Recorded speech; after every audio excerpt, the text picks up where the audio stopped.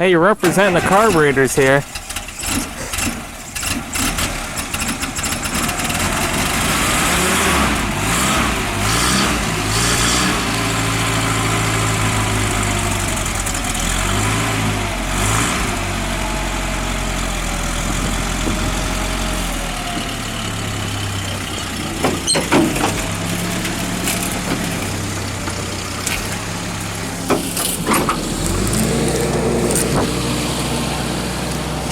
Now watch mine not start after I talk smack. Alright, this is our cold start test. Should have her pretty well dialed in. Oh.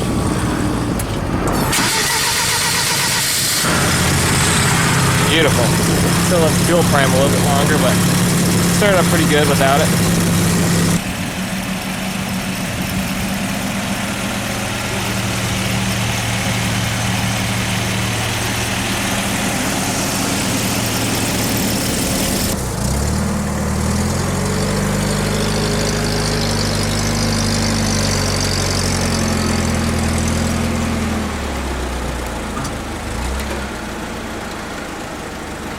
Idle's great.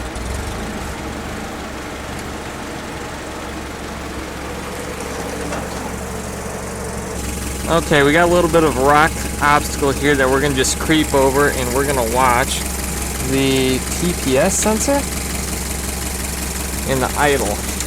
I'm gonna be able to hold the wheel and do this at the same time. My foot is 100% off the throttle, so we are just watching this.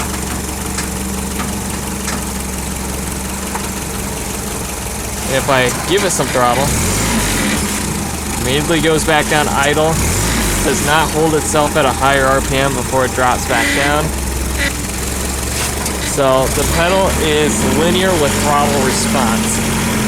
So again, when I go to let off, does not hold at any high RPM.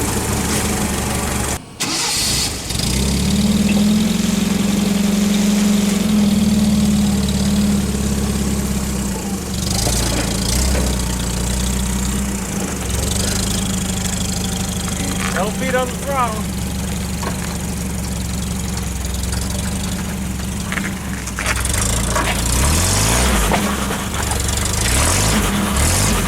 Oh, come on.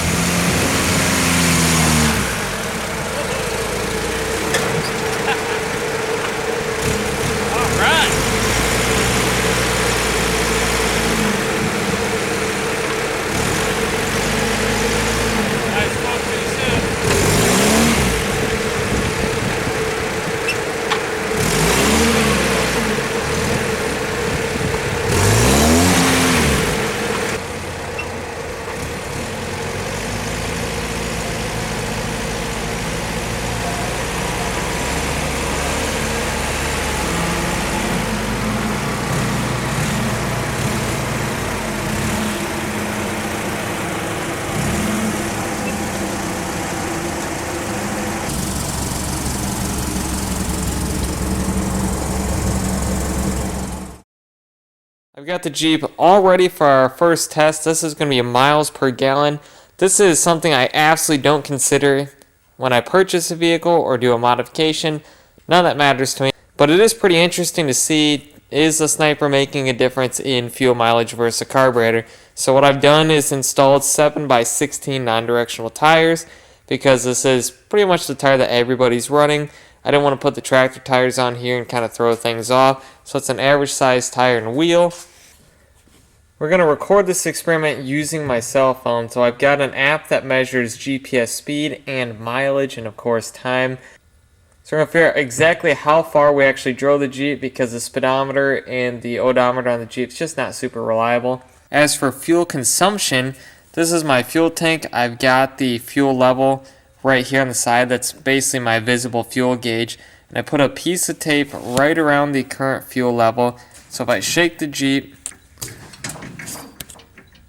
you can see that fuel bouncing right up over there. So that is going to be our telltale sign of how much we've used. So I'm going to do is drive the Jeep for about 10 or 20 miles, make sure we get the number recorded on the phone, and then I'm going to go to a fuel pump and fill up the tank right back to where I have that tape marked. That way we know exactly how much fuel we put in the Jeep, our exact mileage driven, and then we can do some math to figure out miles per gallon. Let's talk about air-fuel ratio for a second. So this is a measurement of how much air and fuel mixture is coming out of your engine, and it tells you where you're at in your tune. Now, 13.5 is in the middle of the gauge. This is exactly where you want your engine to be. It's pretty much a worldwide standard for a naturally aspirated engine to be about 13.5. If you're below that, you're running rich. And if you're above that, you're running lean. Now, for the best miles per gallon, you definitely would want a leaner engine, but a lean engine is a hot engine, and they don't last as long. It's not that great. If you're running rich, you're taking too much fuel, you're bogging down the engine with too much of that, and it carbons it up, not very good at all. So we're looking about that 3.5. Alrighty, we're about to start the first fuel test. This was with the fuel injection installed. I've got the Holley Sniper set up to its default settings here, and the engine is 100% cold. I just pushed it outside from the shop. Turn that on. Turn the key switch on. Now I did mount the dash up on the steering column so I can watch it. So this is with the Target AFR. I think cruising is about 12.5. Let's actually check that out here. Basic fuel, Target AFR. At cruise it's set to 13.8. So that's a little bit on the rich side.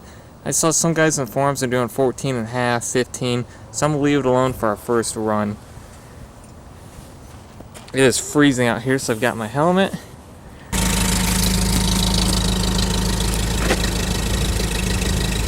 Alright, we made it to the gas station here, and this is how much fuel we used. Not a whole lot, so I'm going to mark that with some tape and then measure it when we get back.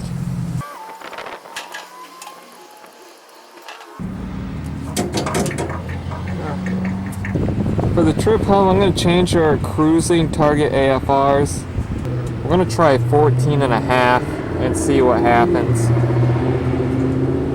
See if we don't get any better fuel economy on the way back home. And let's do a hot start. Make sure we're neutral. This is after driving about 10 miles. Perfect.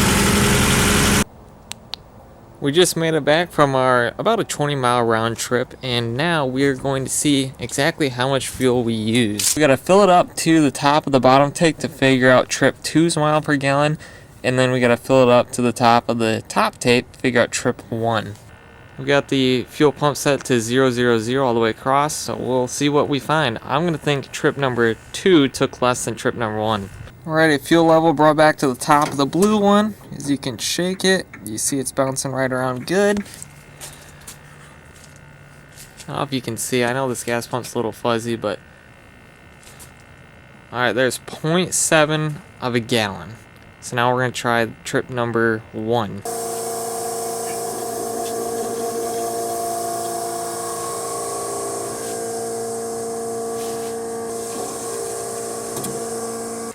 Alrighty, and 0.7 of a gallon again. So we didn't really gain anything by changing the air-fuel ratio, I don't believe.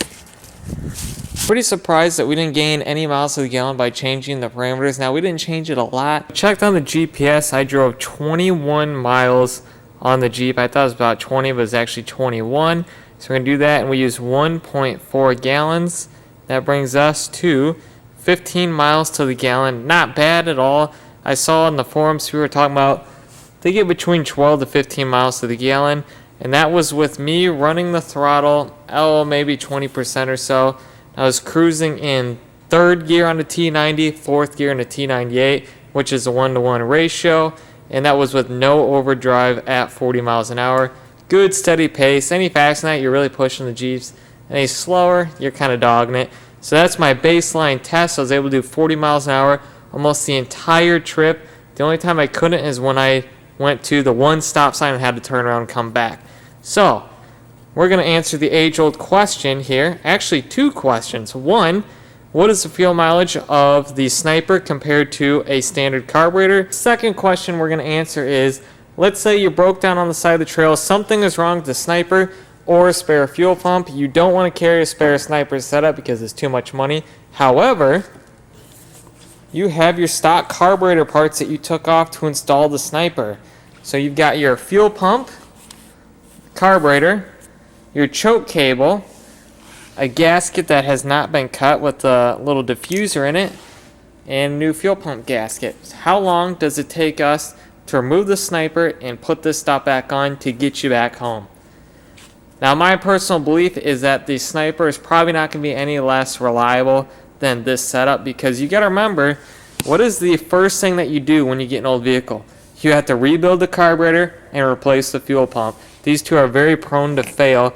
Yes, if they fail, the carburetor can get you home most times, no matter how bad it is, except if it's leaking fuel, which is very common on these. If I was to carry a spare mechanical fuel pump, I'd have a brand new one without the glass bowl on top. A, you don't want the glass bowl to break, bounce around the back of your Jeep. And B, I've seen a lot of manufacturing defects in these glass bowls lately where they're just not made straight. And a lot of them are leaking around the glass here, which is not good at all for a spare parts backup. So I keep the brand new fuel pump, and then the carburetor. After I took the original one off the Jeep, I'd probably go through and rebuild it and get all the old gas out of there, because as we all know, gas sitting in carburetors does not mix very well. It clogs everything up, especially with modern gas that has ethanol in it. It's just not good. So I've still got the fuel line on my fuel pump that goes to the carburetor. I've actually already thrown away the fuel line that goes to the other side of the fuel pump, but that'd be something that you would keep in your Jeep. And then the choke cable, I cut mine in half right about up here. That way I still have the choke cable in the dash for the looks, but I ruined the function of it. I personally don't plan to ever carry a carburetor and a fuel pump. I'm just going to carry extra fuel injection parts. But if this is going to be your backup plan, I would keep your original choke cable, maybe wind it up, tape it off, and hide it underneath the dash.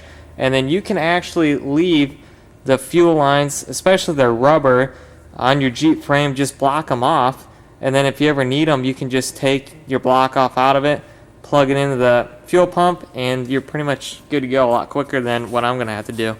So again, you broke down on the side of the trail. Everybody with you is like, well, it's lunchtime while they're waiting for you to fix it. What do you need to do? Step one, get rid of the fuel pressure. Now, my Jeep's been sitting for about 45 minutes after I got back from my fuel mileage test. So my pressure has dropped down to about 10, which isn't a lot at all. But what we need to do is remove the wire on the fuel pump, the positive or the ground. It really doesn't matter.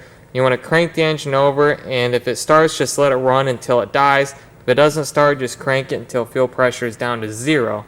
Then we're probably going to pop these fuel lines off and just get the whole Sniper system out of here. And then we need to take off our block off plate down on the engine and put the mechanical fuel pump back on. Not too hard at all, actually. Alrighty, it is 6:50. Let's see how long it takes me to convert the Sniper into a carburetor setup. And we're on the side of the road, no air tools, no electric tools. We're just going to do it with our basic hand tools we keep in the Jeep.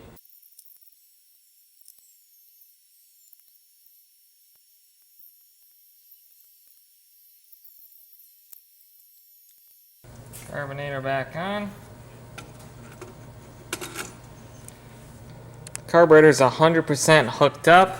The only miserable part about this process to me is cleaning off the old fuel pump block-off plate so that way we can put the new fuel pump on. I'm going to do that with a knife and some Scotch-Brite. Alrighty, there's proof that the fuel pump area is super nice and clean. The next miserable part is always getting that left side bolt in because the oil line's always right in the way. I don't know why Willys did that, but we're going to continue on. Come on, baby. We're on the side of the road. We got to get home.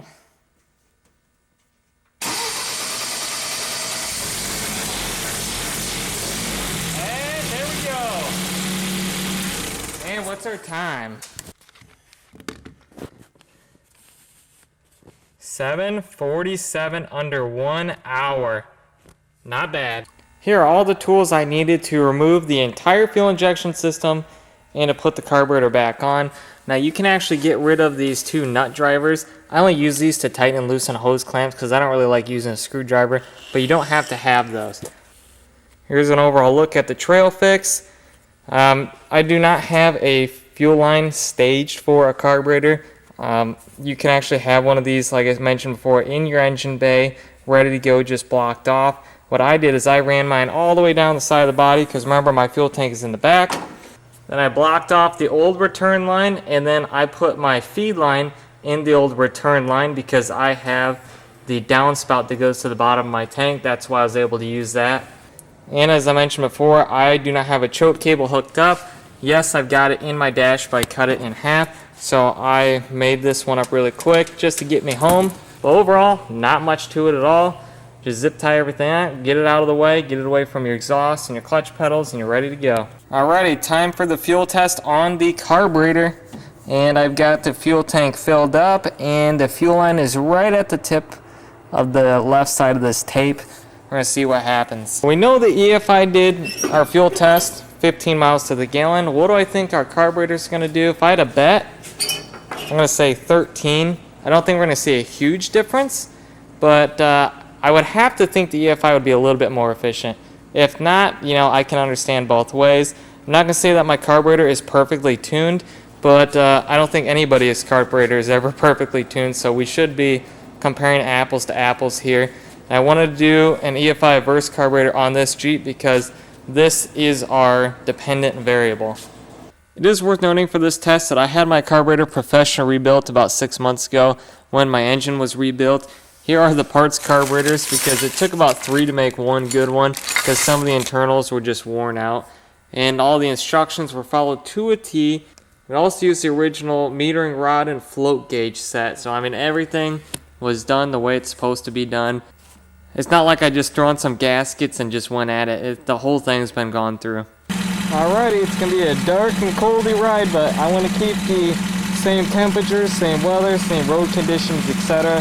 So a good back-to-back test. Now if you come back here and listen,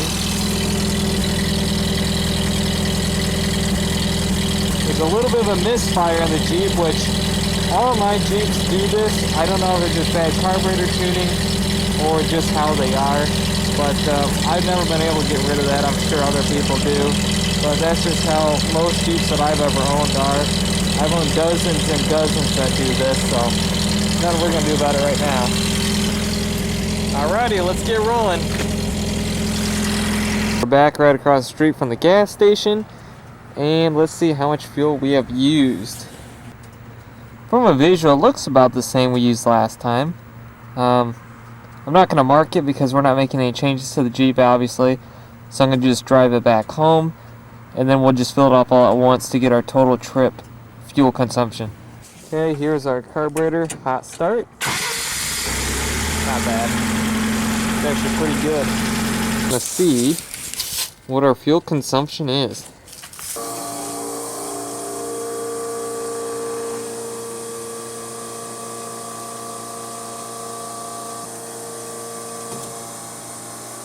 What do we have? 1.5. No, 1.6. Alrighty, so we are technically more fuel efficient with the EFI. I know it sucks, that thing's a little hard to read, but that is indeed 1.6 gallons. Okay, just as a refresher, we went 21 miles And last time we used 1.4 gallons. That brings us to 15 miles to the gallon. This time we also went 21 miles, same exact thing, same speed, same acceleration, same stop in the parking lot, and we used 1.6 gallons. That means we got, wow, 13.125. Did I not call that or what? It's like, I was like, hey, you know, I can see this thing doing 13 miles to the gallon. Let's do that as a percentage. If you do 15 divided by 13.125, that means we were 14% more fuel efficient with the EFI system. That's actually quite a bit, you know. Over the long run of a vehicle, 14% more fuel efficient, that's a ton. Why did I go through all the effort of swapping the Sniper back to a carburetor just for the fuel consumption test? Well, A, I wanted to see how long would it take to remove fuel injection if you're stuck on the side of the road, because that was a lot of concern for people. And B, there are so many different variables on my Jeep that I could not compare this to just any other CJ 2A or 3A when we're talking about gas mileage on the Sniper. I didn't want to say, hey, I'm getting 15 to the gallon on the Sniper, and another guy's like, hey, I'm getting 15 to the gallon on my Jeep with the carburetor. But, you know, it depends on tire sizes and windshield up, windshield down. Do you have a roll cage? What's the condition of your wheel bearings? Do you have extra drag compared to everybody else? Do you have a winch on the front end? Are you using electric versus mechanical fans? There's so many different variables, so that's why we need to use the submarine Jeep for both tests, because this is our dependent variable. And again, I'm not saying that my carburetor is 100% perfectly tuned. However, I will mention that this went all the way across the Rubicon Trail, through Moab and Colorado, all on the same spark plugs. If this thing was running way too rich, which would be the reason why it had bad fuel consumption, I would have fouled out the plugs long ago. When I was doing my driving test, I just kept the needle right at 40 miles an hour. I don't know if this is an exact 40 miles an hour if you GPS it, but that's where I kept it at. There are 2 stop signs on the entire 21-mile trip, and I took off like a normal, sane person. I wasn't hot rodding it. I wasn't getting on throttle and letting off, getting on and off on the straights. I just kept a nice, even, probably 20% throttle or so to maintain that 40 miles an hour that I was watching like a hawk. There are plenty of reasons to argue that someone could purposely flaw a fuel consumption test. Saying, you know, you got on the throttle and off the throttle, you're running the carburetor way harder than the EFI system. But you gotta remember, I have nothing to gain from a carburetor performing worse than fuel injection and a fuel mileage test. I don't sell the Holley Sniper. I don't sell any adapters. I'm just a guy that makes YouTube videos and has fun with it. So you can take that with a grain of salt, but that's what my Jeep did. I'm not saying everybody's Jeep's going to see 14% gain, but mine did, and I'm stoked with it.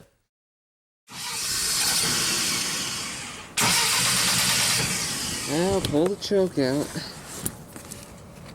Just a little. Alright. Let's jump back in. And we're going to do a little bit of drag racing, if you will. Some time trial, 0 to 50 miles an hour probably. Oh, don't you love carbureted vehicles? Can't stay idling when they're cold unless you're babying them with the choke or the throttle. I miss my fuel injection. Come on, baby. Let's do the choke out for a bit. So yeah, try to aim the camera at the speedometer. That way I can go back and look at the video and figure out exactly how long it took me to go 0 to 50 using timestamps in the video. A little bit nicer weather today, but still freezing cold, so I got the helmet on. Might sound a little muffled.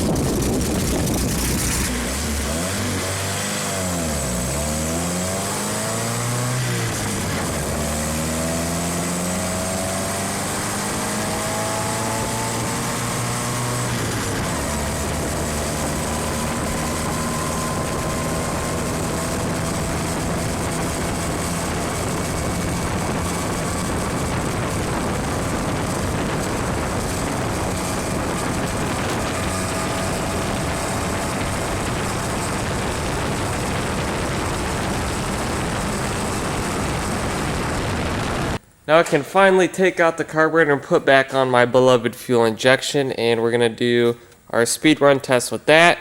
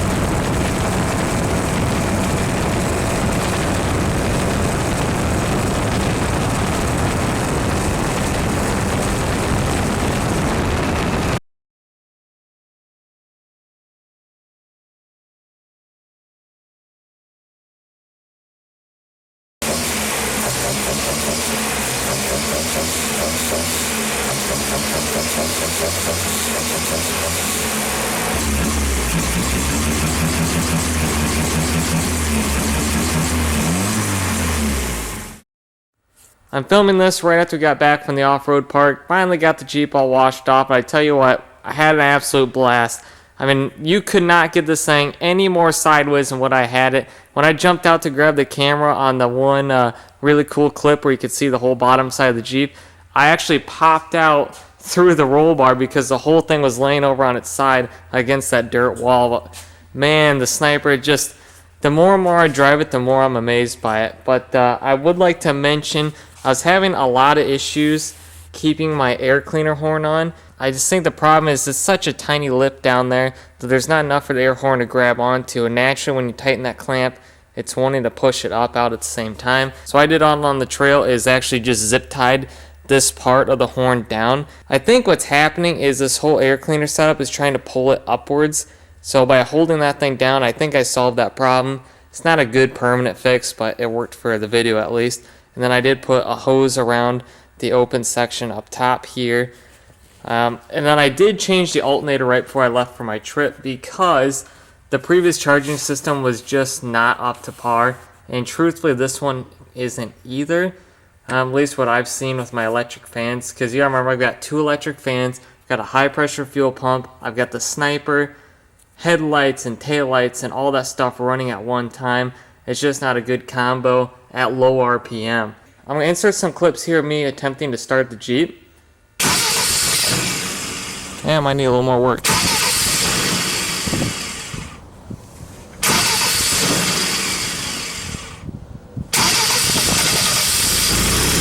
You'll notice that sometimes it fires right up and other times it takes 1 to 2 cranks to fire up, and I could not figure out what was wrong with the Jeep. And I'm like, what should I do to make the Jeep start better? Tried adding more fuel. On the startup, I took logs from this thing, sent it to my buddy, had him look at it on his computer. We could not figure out what in the world was causing the weird startup issues. But it turns out what I thought was a Sniper problem is actually a me problem. I mentioned before that my alternator was struggling because alternators are really designed nowadays to be charging at much higher RPM than what we operate. I know people online say the Go Devil Redline's about 4,000 RPM.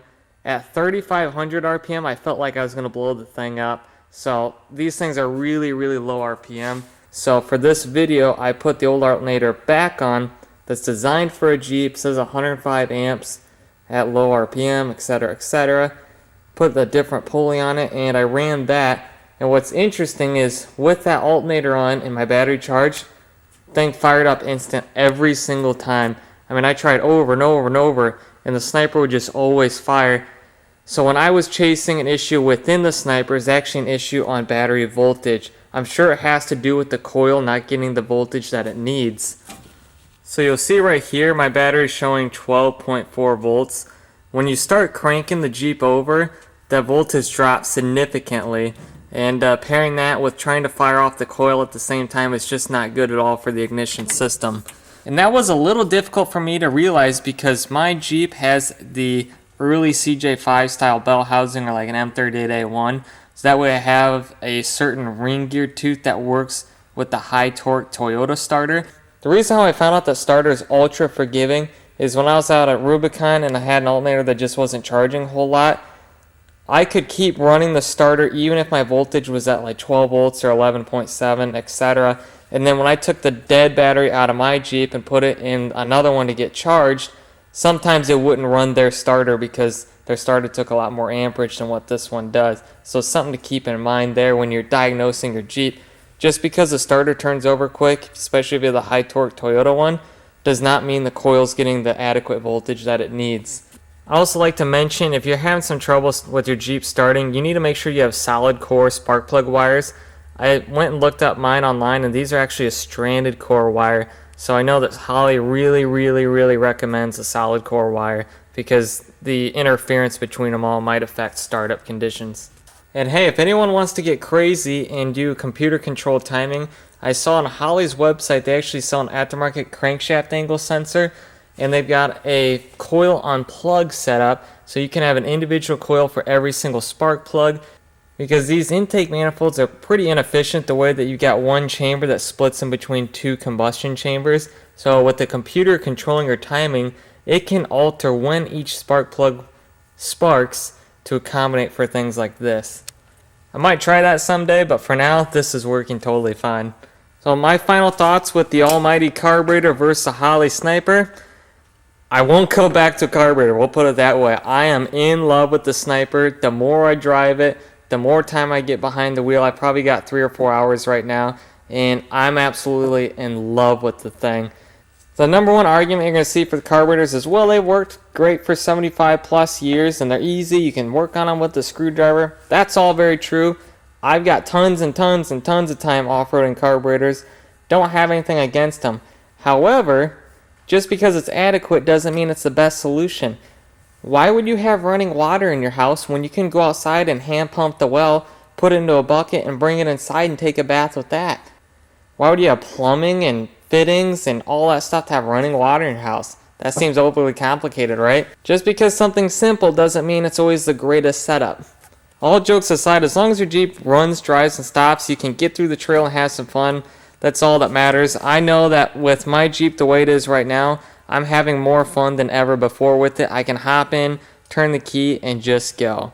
So thanks for watching my Sniper videos. I know I've been a little bit of a guinea pig with this setup and figuring out how everything works.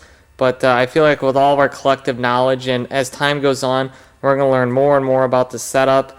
But at the moment, I think with the self-learning system and figuring out my battery voltage issues, I'd say we got it pretty well figured out.